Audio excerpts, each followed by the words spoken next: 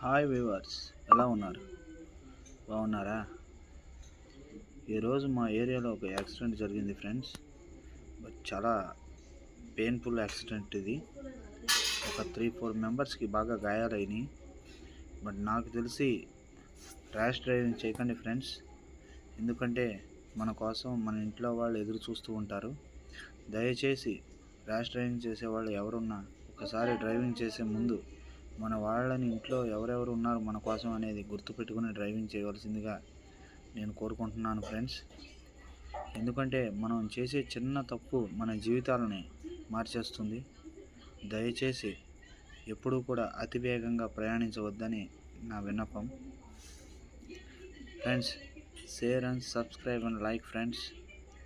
మరికొన్ని సబ్స్క్రైబ్ చేయండి, మరికొన్ని లైక్స్ చేయండి. ఈ వీడియోని మరికొంతమందికి మన ఫ్రెండ్స్కి షేర్ చేయండి ఫ్రెండ్స్. దయచేసి అతివేగం ప్రమాదకరం ఫ్రెండ్స్. మీరు డ్రైవ్ చేసే ముందు ఇంట్లో ఉన్న వాళ్ళని ఒకసారి గుర్తు చేసుకోవాల్సిందిగా విన్నపం ఫ్రెండ్స్.